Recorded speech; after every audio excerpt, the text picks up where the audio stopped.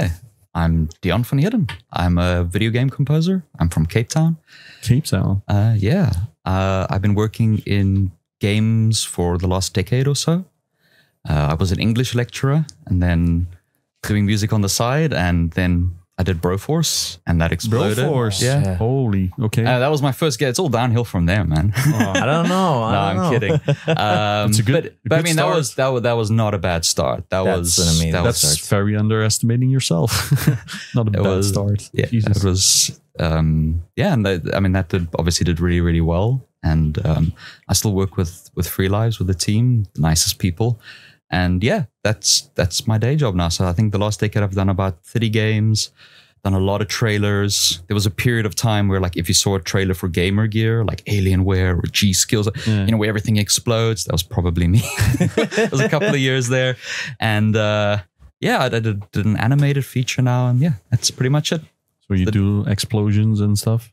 I do sound design now as well. Yeah. So lots of explosions. Yeah, but mostly music. Right. Yeah, because you gave a talk about your work on the new Warhammer game? Warhammer 40k Shooters Blood and Teeth. Yeah, it was the Belgian studio, independent studio that made it. Oh, the 2D side scroller. Is that one we bought? Yeah, yes. We got it. We bought it. Oh yeah, I finished it, but the soundtrack is amazing in it. Because there's a certain point where you have to fight. I think it's like one of the orcs, one of the first orcs, and they're all playing music. Yeah. Right? Yeah. It's intense. Like, the soundtrack just gets you so hyped up. And it's one of the best reasons to keep playing is just because you're just like so hyped up from the soundtrack the entire time. We should have brought our physical version. I thought he said. We're very keen. It's a beautiful physical version. I bought a couple of them, so I've got all the figures out, and I've got a few nicely sealed away with my Broforce Deluxe editions, you know, just in the vault. Oh, Broforce, did that get a physical? Yeah, but it was recent. Yeah, limited run. Yeah. Oh, it was. I think it was the last. That and Cult of the Lamb were the last two. Yeah, because physical things that they did. Didn't they now do a new version, like a Super Broforce or something? Oh, Broforce Forever, yeah. So basically the physical version, they were waiting for that final update. And the final update took a little longer than expected. We did the theme song, the Broforce Forever theme song, in 2018. when we thought it was gonna launch. Yeah, it came out a little late, but it was worth waiting for. Yeah, fucking love Broforce. Oh, it's such a great game. Okay, I'll get it. I love it. You haven't played it?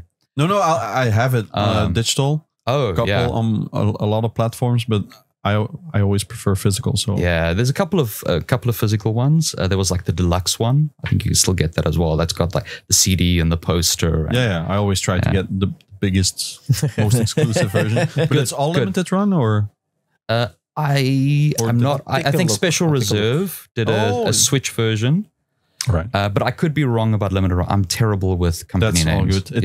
It might actually be Special Reserve that did all of them. You'll have to Google that. I just press buy. Yeah. And I bought a bunch, and then they sent me a bunch as well. So I got like a nice little box. That's what I do always do as well. Just press buy. Cry about it later. Yeah.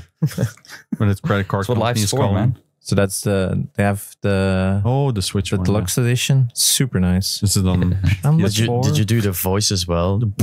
No, that's Eunice. So Eunice is the sound designer on games like Nuclear Throne.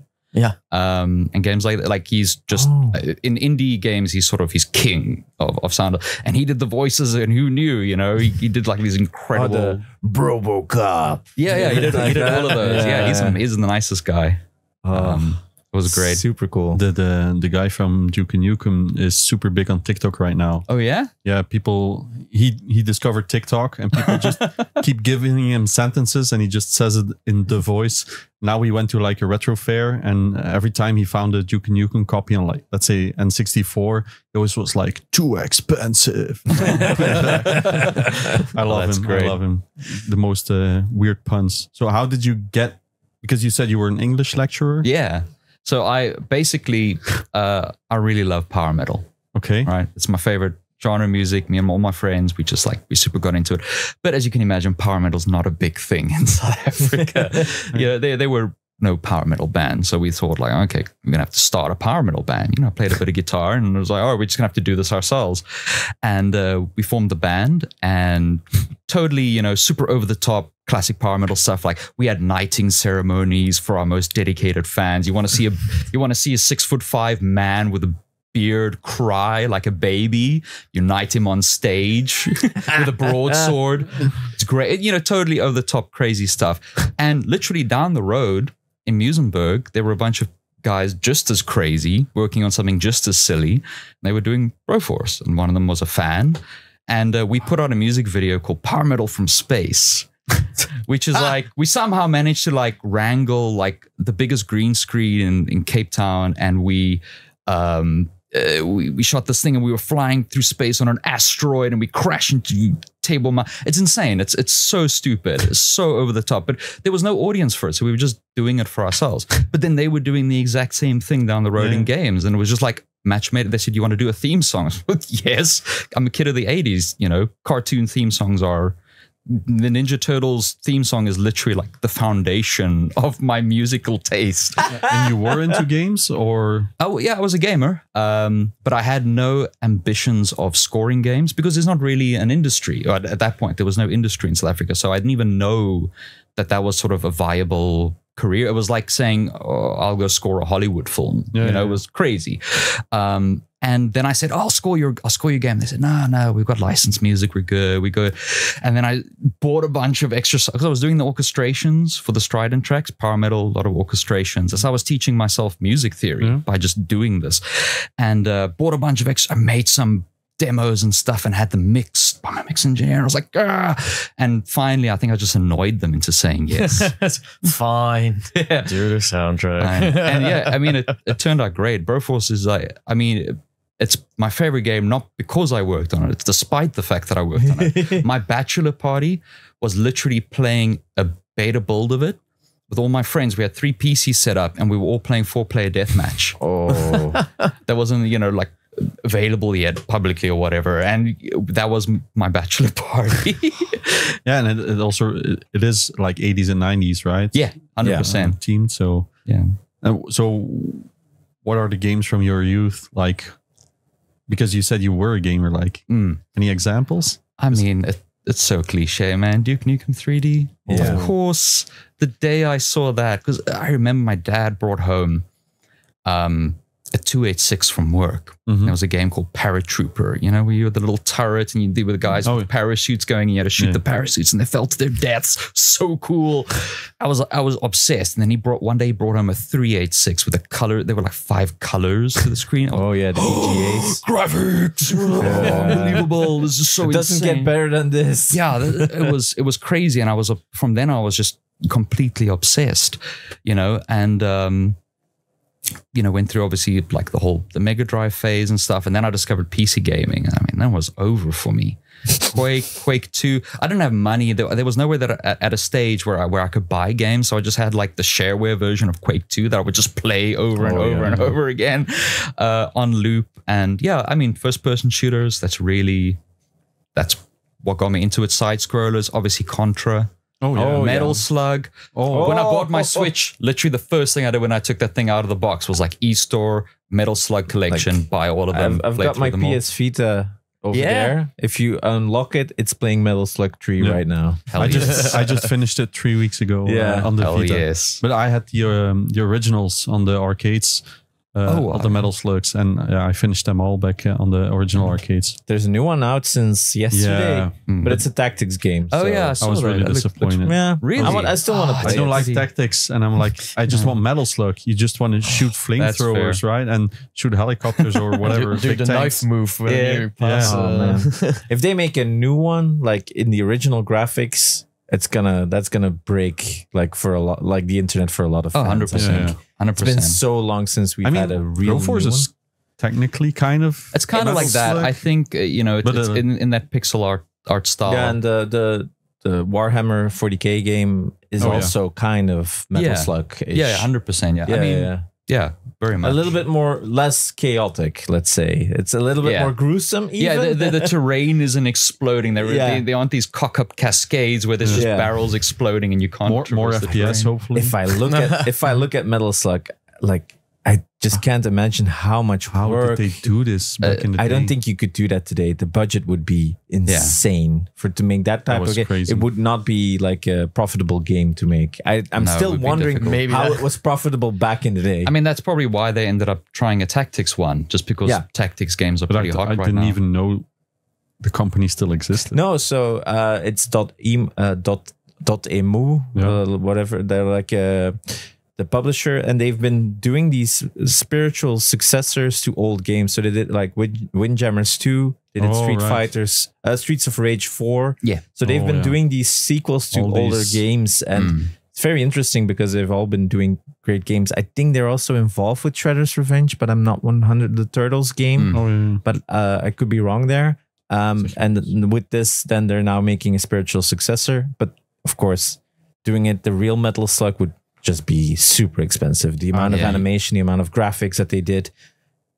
I don't think you even have finding the right talent for that is also going to be a challenge, because the pixel art, there's a lot of people who can do pixel art, but that style of pixel art that they did for Metal Slug, very detailed. Very detailed. Back in the day. Yeah. Even on the Neo Geo Pocket was crazy. Sorry. Yeah. Go ahead. What's the difference between writing music as a band or writing music for a game? I suppose it's just if you are a composer for a video game, you are a tool executing someone else's vision. So sometimes you get lucky and they have a similar vision to you, and Broforce is like, that's the kind of stuff I would write every day, all day, if I had my way, if I didn't have to work for a living. Same thing with Shooters, Blood and Teeth. It's just what I would be writing. But other times you get hired to do a farming sim, and you have to write a country album, and we did that. Luckily, my producer's a real cowboy though, so like he knows all. We wrote a country album together for a farming sim, and other times you have to do some Morricone, Western kind of stuff, and so there's also a lot of, you kind of have to be a chameleon. You have to, this in the talk I'm giving tomorrow, specifically aimed at young composers. One of the things I stress is that you have to learn the skill of learning new genres, and you have to get fast, because I remember when I started doing ad work, it'll be a 48-hour turnaround time. They'd say, well, we want something that sounds like Skrillex mixed with Lamb of God. And I'd never done dubstep before. And then for those 48 hours, you don't sleep. You're knocking back Red Bulls, and you've drank that entire fridge, and you're like, I'm in the right mindset now. 100%. But it was the best thing that could have happened to me working in advertising, because you have to work so fast. Okay. And you learn how to learn. You learn how to study genres and get the idioms and everything. I think that's a valuable skill. Whereas if you work for yourself, if I'm doing band stuff or my own music, I'm always pushing myself. But it's very much within the genre. Within my default tastes, so to speak. Is it then also interesting that you sometimes find parallels when you're learning a new genre? You're like, oh, this is kind of like this, and blah, blah, and I didn't expect this. 100%, absolutely. And there's stuff that I learned from, bluegrass music. Oh yeah, the way they do arpeggiation that makes its way into my metal soundtracks. Yeah. I have to do some pop stuff, go and study some Taylor Swift productions. Holy crap, the low end on some of that stuff and how they make room for the low end, they make it sound huge. I learned so much. So there's something to learn. I had to unlearn a lot of musical elitism. Yeah. Coming from a metal background, there is a lot of that musical elitism. And you have to learn that, if it makes someone somewhere happy, it's got something to teach you as a composer. So there's a lot of times like that where you realize actually, this Katy Perry song has the same chord sequence as this Rhapsody song. That's so cool. Stradivarius and whatever. Yeah. It's crazy. I'm not a musician at all, so I love listening to music, of course. And I once watched this documentary about metal, like where it came from, how it was originated, blah blah. And then they're like, and this is Sebastian Bach. And I'm like, huh? And then you hear the entire evolution, and that's why I'd never made that connection with classical music until I saw it there, and then it's so obvious that you cannot ignore it anymore. Yeah, it's so cool. I mean, if Wagner or Brahms were around today, they'd be power metal musicians. I put money on that. If Strauss would have, big time. If Strauss would have had a guitar, he would be thrash metal. Oh yeah, big time, big time. Everyone knows the difference between thrash metal and power metal, of course. Yeah. I'm not even gonna try clue. explaining that. Well, Thrash you metal is much heavier old punk, and Yes. power metal is like Paganini, but metal.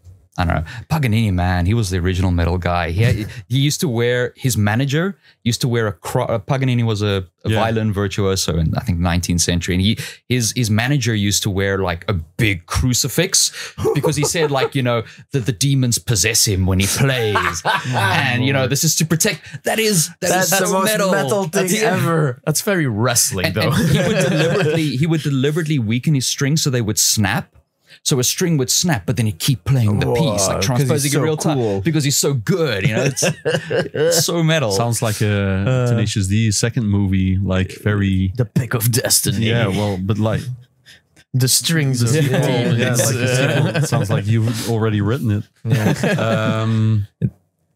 What are a couple of composers that you look up to or want to work with? Yeah, like Most I'm fairly short, so I look up to most composers.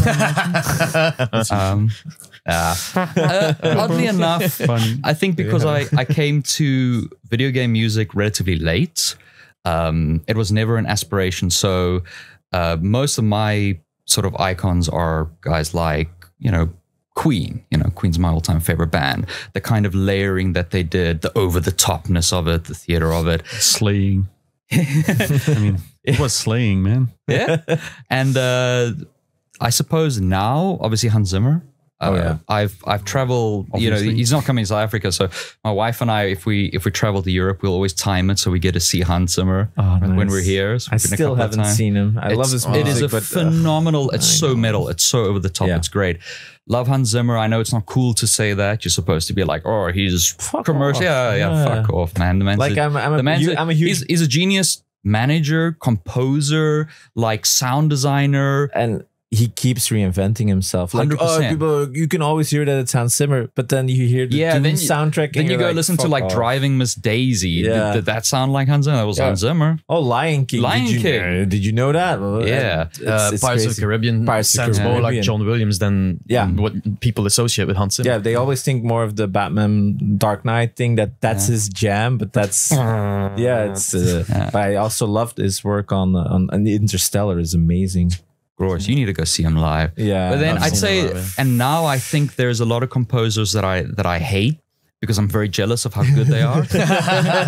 You know, they make me furious. I'm very petty. Yeah. I'm not going to lie about it. Bear McCreary. Yeah, obviously, I'm furious at Bear. Hate him. That guy, he's ridiculously good and so nice. And How like, dare he? yeah.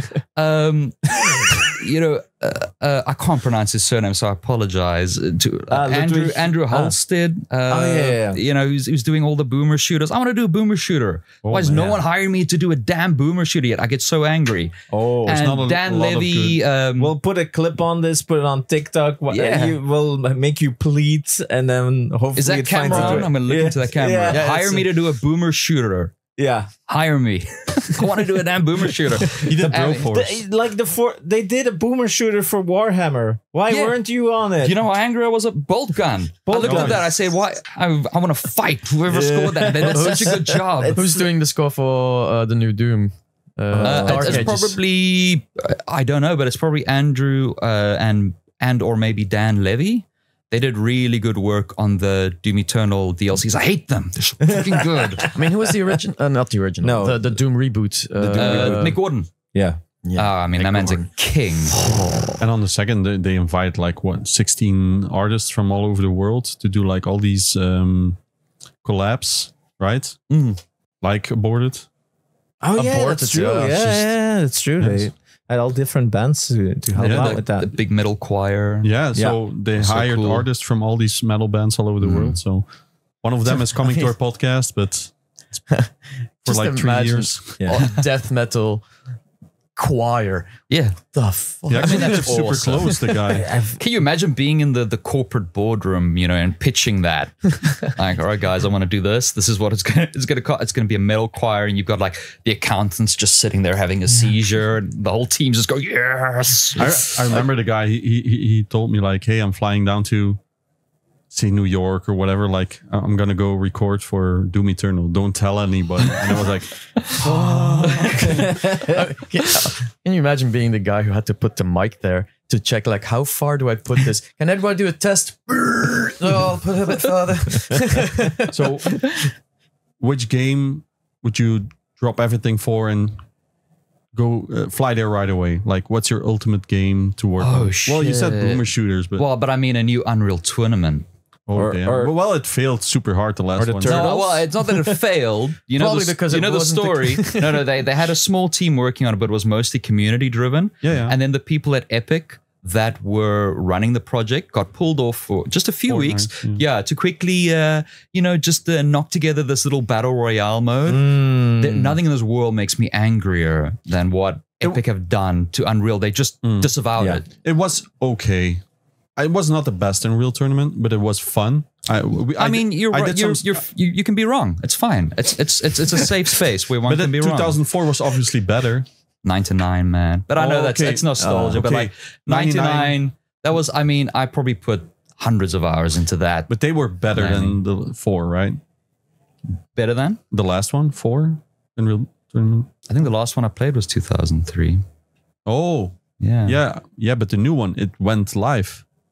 Unreal Tournament. Yeah, it was on Epic on the launcher. It was live for a few weeks. No, are you not talking about the community-driven one? Yeah, exactly. Yeah, but they never finished that because the team got pulled off. Yeah, but it was live. You could but it play was still in progress. Yeah, it wasn't a finished game. It wasn't a finished game. we did I followed it. I downloaded pretty much every build. Yeah, so we streamed it a lot. So that's why I'm saying it was pretty good, but it was not the same. But it wasn't done. Most games don't look like finished games until 6 months before release. I know. But it's still, it went live like, hey, you can play now. It's It was more. I think it was more a recruiting drive as well because it was so community driven. I thought it was actually started by fans and then they just kind of collabed with Epic, but that might be wrong. I know they were shepherding it, but it was a small team, and they've done Unreal so dirty, man. Unreal was such a it was definitely seminal, not bad. I had a lot of They fun. just kept the name now to kind of dangle it in front of everybody. It's just to make me angry. Tim Sweeney hates me specifically. I think he hates a lot of people. Yeah, and vice versa also. I think. Yeah. Because I was organizing a tournament for Unreal 2004. We call it old school tournaments. So we did Call of Duty 2 and like Unreal Tournament. But nice. Getting kids these days into arena shooters is impossible. No, 100%. I mean, nobody likes it apparently. I mean, they're like diabolical hyperscape.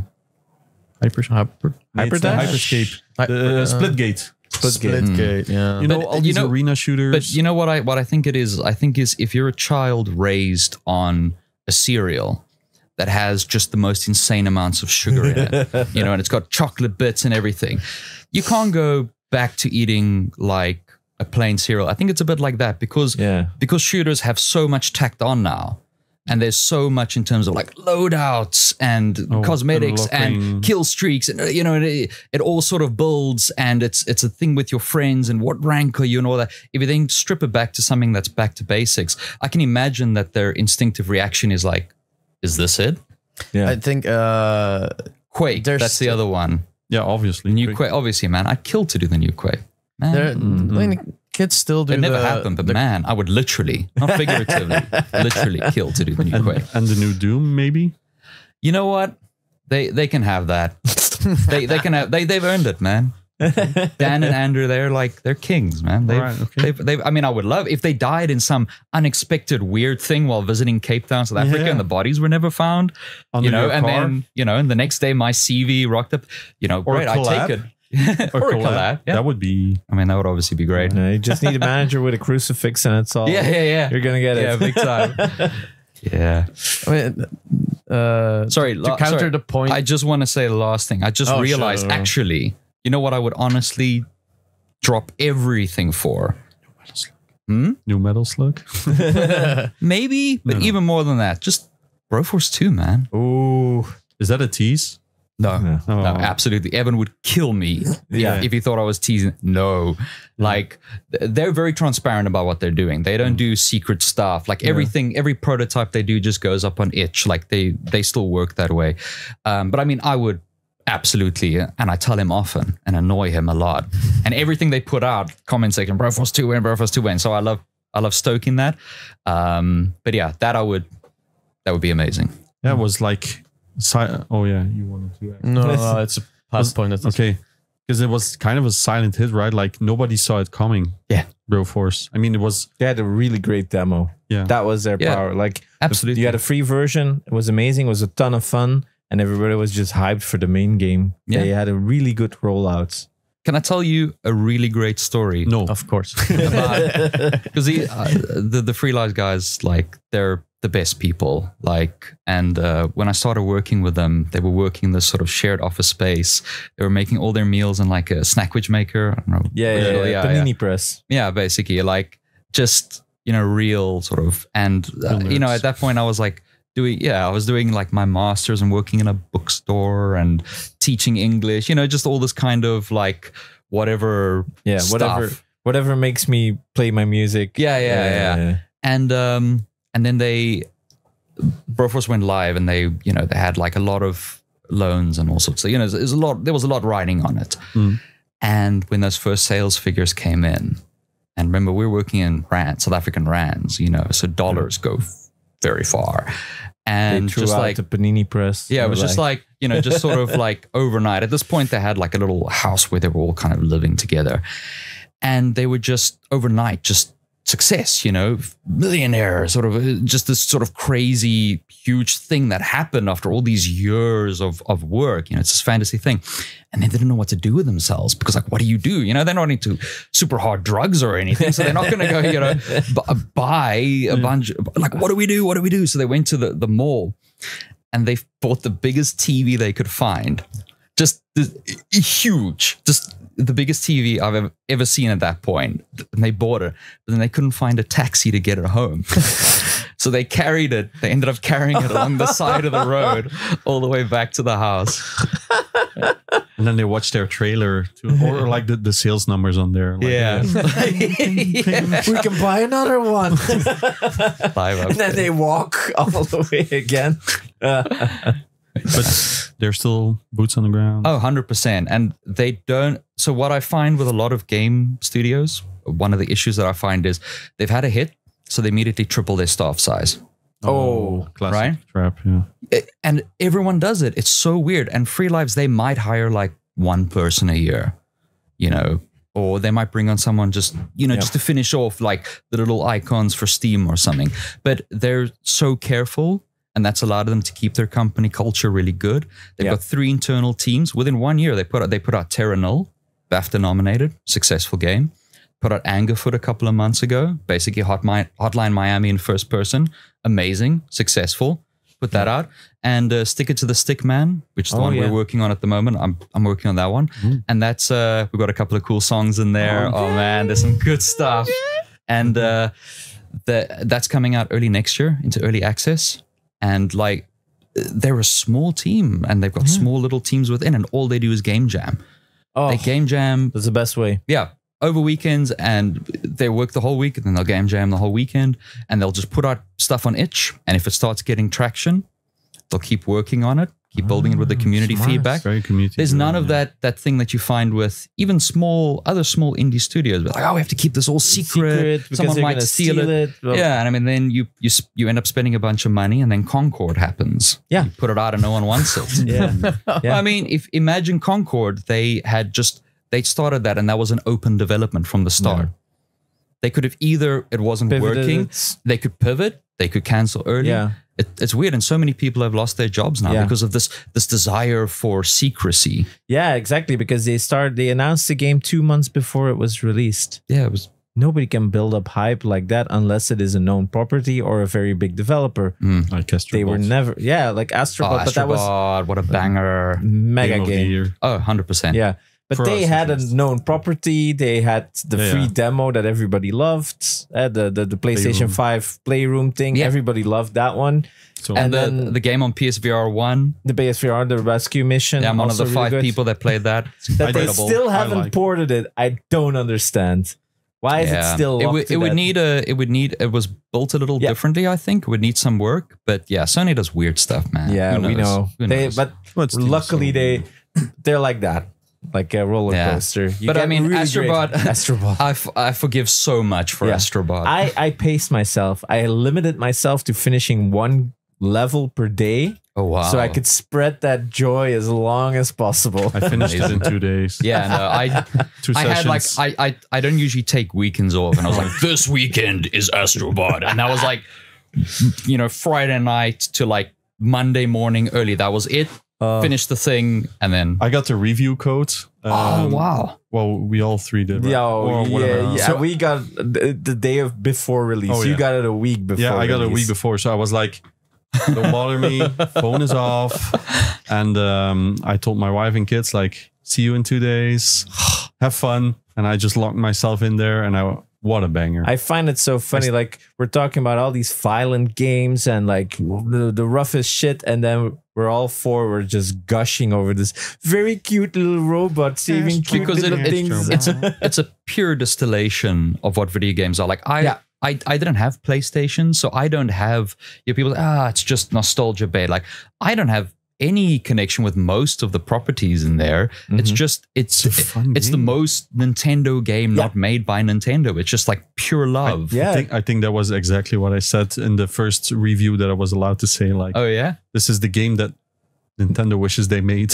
Yeah, I mean, can you imagine being the Mario team now for the new 3D Mario, and like, oh wait, we haven't had competition in 15 years. Oh hell. Yeah, especially because they even went beyond Nintendo with the controller and the feedback. Yeah, you felt like everything that you pulled, the sound that came through the controller, because you think it's a lot of vibration, but it's actually a lot of sound. You have to play the game without, if you silence the TV and you're playing the game purely with the controller, you'd notice how much stuff is actually feedback coming through the controller that you're not processing.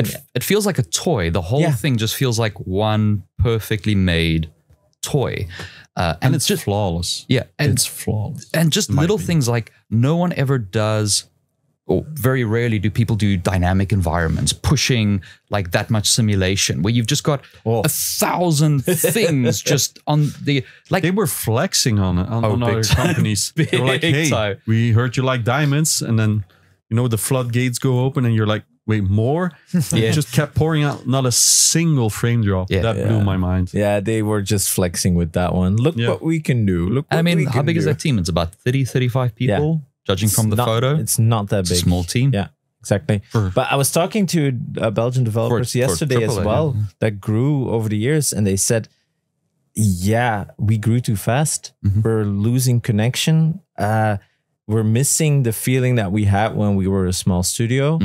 And I think we need to go back, is what they said. And that's very cruel, of course, from a human standpoint. Yeah. But I get them 100%. And it's the same what you say with the Broforce guys. And it's the same with the Astrobot team. I think everybody knows their part in the team. Everybody knows from each other what they're doing. They're working together, they're collaborating, and they're working to the same product. Everyone's got a vested interest in their piece being as excellent as possible. And I have friends that worked in indie, and then they worked in triple, and they went back to indie.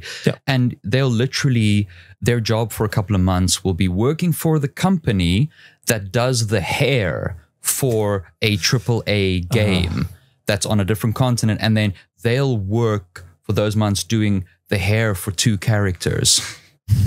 And that sort of goes back. I mean, what a soul-crushing way for an artist. That's the reason. Yesterday we were talking to somebody from DICE who said he quit DICE when he found out they were working. One guy was working for 2 weeks on a pigeon.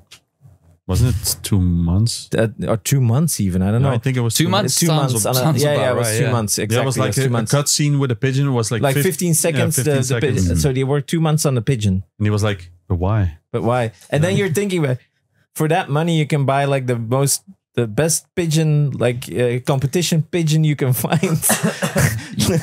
I think for a lot of bigger studios as well, I think spending a lot of money, it's a very American cultural thing. I find this with American executives as well. There's this feeling of spending a lot of money is kind of the secure, and it's sort of, but I did everything I could. We did everything we could, and I think that a lot of companies approach game development in terms of like, all right, these are the other ones in the genre. So we have to have this many maps. They have to be this big. We have to have this many and all this stuff. And it feels like a lot of them are trying to make the game fun in the last 6 months. They're trying to balance it towards fun.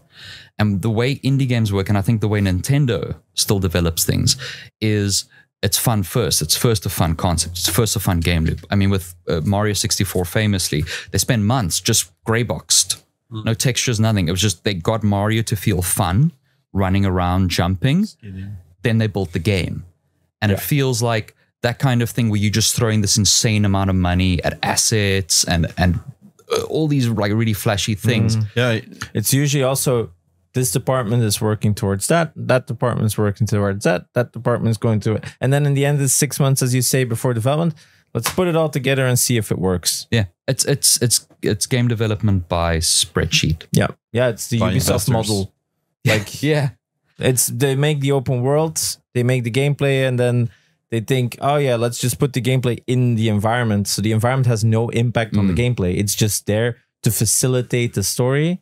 But copy paste side quests. Yeah, like Far Cry, all those Far Cries. Is the environment actually any impactful on the gameplay? Rarely. No, it's just where it is. That's purely it. There's no real level design for maybe a couple of stages that are like set pieces, but most of the stuff is just fill it so there's gameplay, quote unquote. And I think that's the biggest problem with AAA right now is that idea of a game needs to last this amount of time. And I think also consumers brought that on themselves a little bit as well, with that big emphasis of, I mean, I've seen people in Steam reviews saying, well, I finished this in 20 hours. It was $60.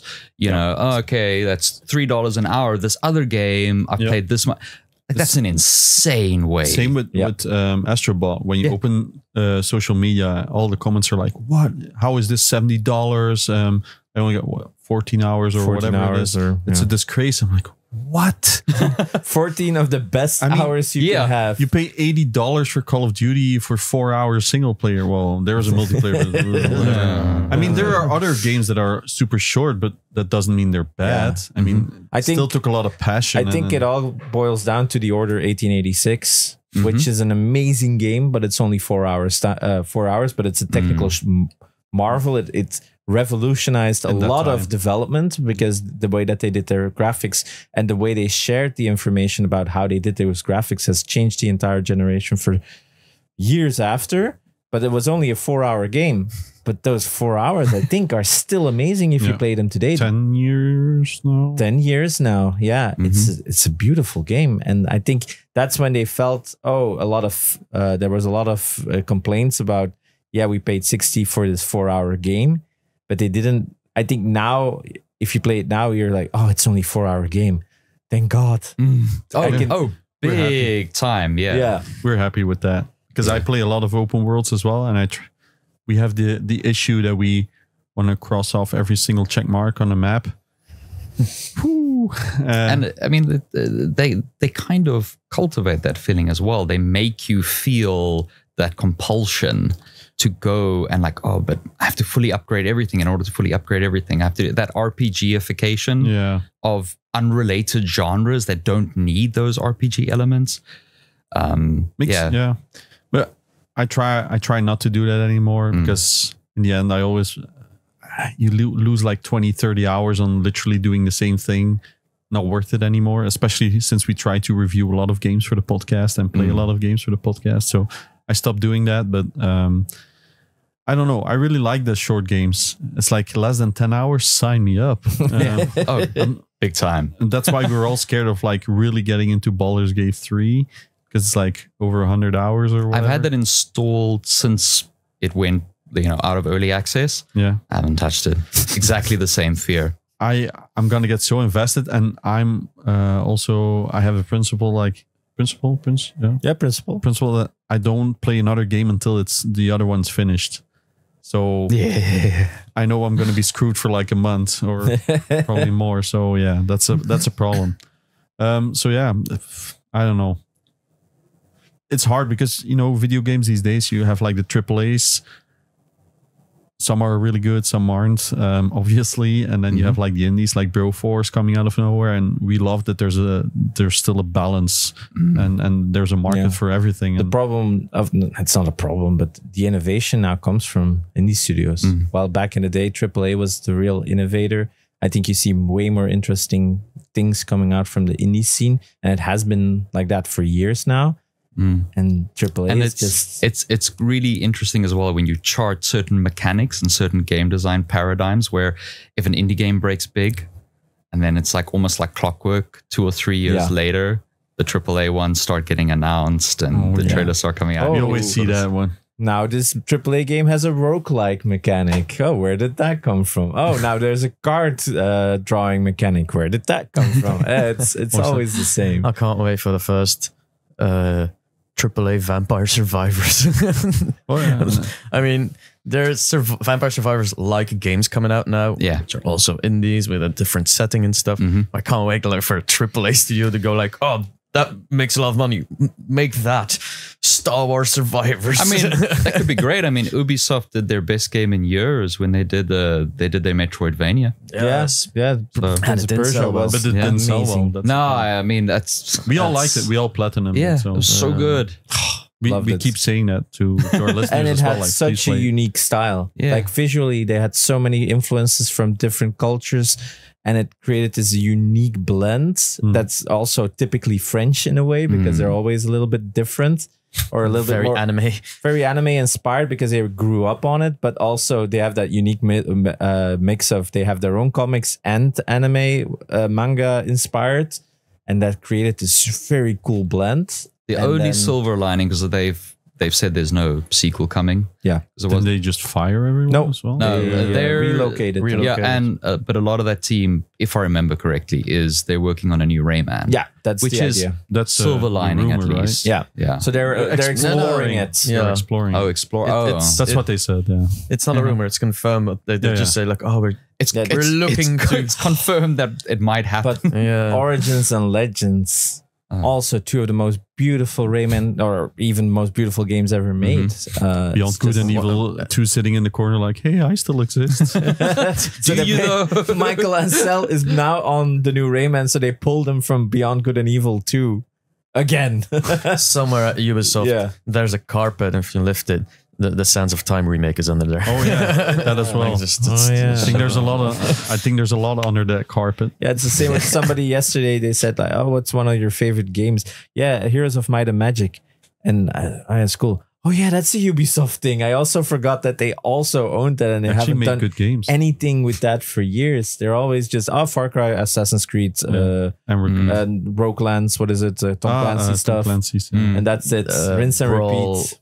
Brawlhalla is but it's a separate thing. That's not one of recurring. Is that mobile? But that's a mobile one as well, right? Mobile one. But they also just always repeat Tom Clancy, Far Cry, Assassin's Creed, Tom Clancy, Far Cry, Assassin's Creed. Because it makes money. It's like Call of Duty. Which is great while the sun shines. But if you don't have a diversified portfolio and suddenly your Assassin's Creed game does badly. Yeah. If the next one does badly, then it's game over for Ubisoft. Other great thing that Ubisoft did was, crossover at least, was Mario Rabbids. Yeah. Man, oh man, that was the most surprising game I think that I've ever played. Great soundtrack again, huh? Yeah, superb. Coming back. So angry. Whenever I hear anything that good, I get so angry. So good. Yeah, it's amazing stuff. Just too bad that they, again, Ubisoft being Ubisoft, didn't listen to the advice of Nintendo and they put out the sequel too soon. Yeah. And that struggled. And that's what I think is so interesting, is that's the first time that they said, oh yeah, Nintendo told them not to do a sequel, which makes so much sense to their release schedule. Everybody's like, Mario Odyssey is the best game ever. Make a sequel. And you know Nintendo could do it, but they know they shouldn't. Yeah. Until the new Mario Kart Switch 2, whatever. Mario Kart 8. I mean, that thing just keeps on selling because they haven't put out anything to compete with it on that platform. Yeah. Or on any other platform. Or on any other platform. In the last quarter, I looked it up because they released the numbers 2 days ago. It was, I think, still 1.5 million copies of Mario Kart 8 Deluxe sold in the last 4 months. Jesus. There's no competition. And it was 2 million for the new Zelda game. So Yeah. why would they make a 9 at this point? Why would they make a 9? Why would they make even other games? I would bet all kinds of money that 9 is done, and it's been done for a while. I would bet any amount of money. I think it's also going to be more like Smash, that it's going to be bigger than just Mario, because they've been teasing it with 8 Deluxe. That the only route that they can go now, because 8 is so perfect, that it has to be more characters, and it would be more playable, or like the GameCube game where you can like do side cards and stuff, like add that again. I mean, a lot of people are still asking for that. What is Double Dash? Double Dash, yeah. You know what was really fun was Mario Kart Home Circuit. With the little RC cars, with the little cameras on. I have it still sealed. I'm waiting till my kid's old enough to appreciate it. Oh yeah, no, my wife and I immediately we got all the books off the bookshelf. We were building tracks. My cat went ballistic. It was a great day. Had my nephews over. I have a lot of space, and I have another building in the back of my garden, whatever you want to say. So it's also where our studio is. And I want to create a sick track in the basement. Nice. But I'm waiting till my kid appreciates it so we can have some fun. We'll probably be playing it more. Oh, yeah, we would be playing it more. Yeah. But I need to get a second one. I got it for sale for like 80 or something. Yeah, I saw one in the store the other day. Yeah. They're still in stores.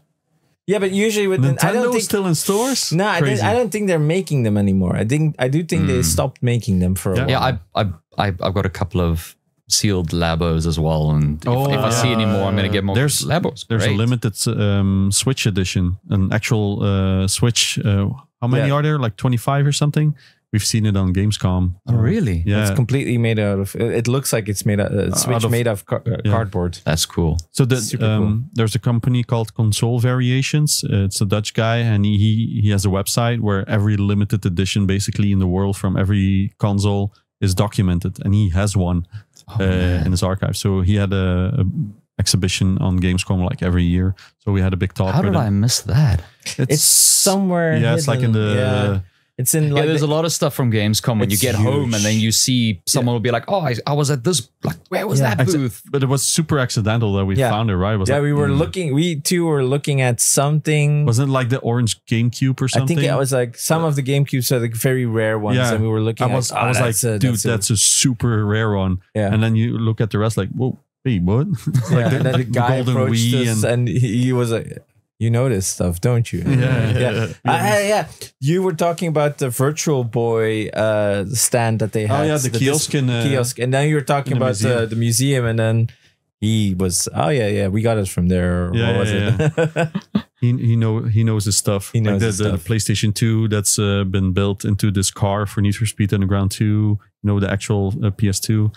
The website is bonkers. He has so much stuff. That out. Yeah, but it sounds like you have quite a collection yourself of games. Like you said, like I have all the stuff that you've worked on. You must have acquired quite some. Not so much. Okay. Like I've got a bunch. I still have like some old like box Command and Tiberian Sun. Obviously, you know, big sentimental love Command and Conquer series. Also a series that not really been revisited. Yeah, I mean the remaster was superb. Yeah. Oh, the remaster is phenomenal. It's great, and it does that thing, you know, where it's got like the updated graphics. You can press a button, and like crossfades, so like the all. It's beautiful, and I've got a little retro gaming setup. So I've got like the old Sony Trinitron CRT. You know your stuff. Yeah, you know the Trinitron. And so you know, you know what's really great is playing Broforce on a CRT, man. That is God damn it. Or you do like a conversion? Yeah, just through like a box, basically. Like because a few weeks ago, my wife texted me like, "Hey, there's an old TV here on the street." Free to pick up. To pick up. I'm home and I stopped collecting. So I said, nah, it's okay. So it's like, or no, I asked like, what is it? Well, it's gray and big. And I was like, okay, I might need it. So I got in the car and it was like the big Trinitrons, which are like 35 kilos or something. So I stood there like, oh no, I have to get this in the car and I have like an SUV. So I had to Man, I think I broke my back twice again. So yeah, I'm still feeling because I bought mine from this like really old lady whose son was like trying to like get her to modernize, but it was like pristine, perfect quality. You could see she watches soap opera on it once a week kind of thing. It was just perfect. Yes. And getting that thing into my car was that was a wake up call. I remember the first one I ever bought was like in an attic somewhere, and I had to get it from these super flimsy stairs together with the guy. But you know, he's toppling it over, and you know, you see that big ass thing coming your way. You're like, oh fuck, I'm not dying today, man. Oh man, so I broke a lot of backs on Trinitron. So, but yeah, should get a PVM or something. PVM? PVM. That's like the monitors. It's like the for directors, the TVs that they use. That's like the highest quality you can get. They have like these press fans where they go to a location and they're filming, and then they're broadcasting to like a news studio. They always have those small TVs inserted. But that's one of those. Well, the small ones are like a few $100. You get the big ones, they're like $2,000 or something. Is that what those are called? Sony tubes, right? Yeah. And they're super flat as well, right? Sony PVMs. Yeah. No. It's no. I mean the screen on the front. It's more flat-ish than. We still got some old broadcasters knocking about. Maybe I'll. Well, you can still find them, but they're getting super expensive. Yeah, I had a bunch of them, and I mean, I got special cables for them made, but they're like $80 a piece just to get like the best quality. Man, I'm in audio. You can't talk to me about expensive cables and connectors. I work in audio. I don't know shit about audio, but I work in audio. And they were trying to explain it to me, and I was like, audio pipelines are absolutely bonkers. Ridiculous. It's like, hey, you want like a nice speaker setup? Oh, that's like $200,000. I'm like, you can buy a house for that, man. Well, not anymore, but audio guys are batshit crazy. Different breed. That's a different breed. All right. I think it's time for our lunch break. Otherwise, we're gonna be late again. We're gonna miss it again. I really want to keep talking, but I know it's we need to get some food or we're gonna crash hard because we still need to do this for a few more hours. Oh man! But this has been an amazing talk. It's been super fun. Thanks, guys. Do you have TikTok? I am 38 years old. Yeah, I'm 37. So but you haven't. It's like so we can tag you or something. Yeah, do you allow us to put clips on? Yeah, sure. Do what you want. I'm on Instagram. Wow. Yeah. I'm old, dude. Hot new technology. Yeah, man. No, we post reels there as well, so we can add you, tag you. So let's see if we can get you the job. Like the Doom job. Yeah. Hire me to score a boomer shooter. Oh man, it's inconceivable to me that I haven't done a boomer shooter. I'm a developer myself. I'll make one just to have. All right, there we go. I'm a big lover of boomer shooters. One of the few guys left, right? So the bolt gun one was pretty. But they're doing so well, and the soundtracks are so good. They're not doing well at all. They're doing well. They've got their niche, and you gotta remember that you gotta put those sales in the context of the development team and the size. I mean, those are normally like 2-3 man jobs. Passionate guys who only played boomer shooters their entire life. It's definitely on the decline, but still, man. Maybe with a suitably good soundtrack, like a suitably good theme song. It has to be. We could bring them metal, back, right? That's got to be over the top, man. It's got to be so 80s. Has to be. I also still want to hear like where you said it at the beginning, Teenage Mutant Ninja Turtles, man. Yeah. I mean, like that theme song, that is one of my earliest memories, is just like when that theme song would come on and I would just be jumping on the couch and I'd fall and break tables and I'd go insane. Yeah, and those are the best 2 moments of the show, the beginning and the end. Yeah. Because then they said they played it again. Yeah, the instrumental version. I would just, I mean, that is the formation of my entire musical taste. And it's in one track. It's funny how with different releases they always try to change it, and then they realize, just do the old one again. Just go back to the original. That's why top it. I sometimes think maybe I should cover it because I love it so much, and then I just realize like that would be a terrible idea unless I can get like someone like Jorn Lando or something to sing it. You know, just like someone with like a voice of liquid fire that can sort of do it. Because I mean, if I'm gonna sing it, it's a good start. Yeah, it's a good start. You put it on Instagram and suddenly you get like break the internet. No. If I'm gonna do that gonna do that right. Oh man, Handel didn't say like, oh, you know, the Messiah. I'm just gonna knock this out and put it on Instagram. You're gonna do that shit right. It's how a lot of people find jobs these days, right? Like on TikTok, put their stuff out, and then that's because they don't have a manager with a crucifix. Yeah, my whole team is laughing now because the one problem I have in my life is not finding work; it's dealing with work. I've been very, very fortunate. Yeah, is there like a website that people can follow where they can see all the work you've done? Yeah, I've actually recently hired a PA, so my website might actually even be updated soon, which is, I mean, that's a big breaking news thing right there. It's exclusive. I mean, my website, the latest thing on there is still Shooters, Blood and Teeth, which is 2 years ago. But DEONvanheerden.com. Okay. There'll be a lot of screen stuff right now. So there's some stuff on Spotify. Oh, wow. Should be more going up on Spotify. I'm really bad. You're gonna bank on those few cents you get from royalties, man. Do you still play with the band? Strident, right? Yeah, not really. Okay. The band thing, I always say having a band is like running a hot dog stand. You know, it's like you run a hot dog stand with your friends, and it's kind of okay that you're late and you mishandle money and you maybe poison someone. It's all fun and games. But if you're running a restaurant 12 hours a day, after hours, you don't then want to go run a hot dog stand with your friends. Okay. Oh, I thought it was because there's a lot of sausages, but yeah, I mean, sausage is great. All right. Cool. Thanks, guys. This was super fun. Thank you so much.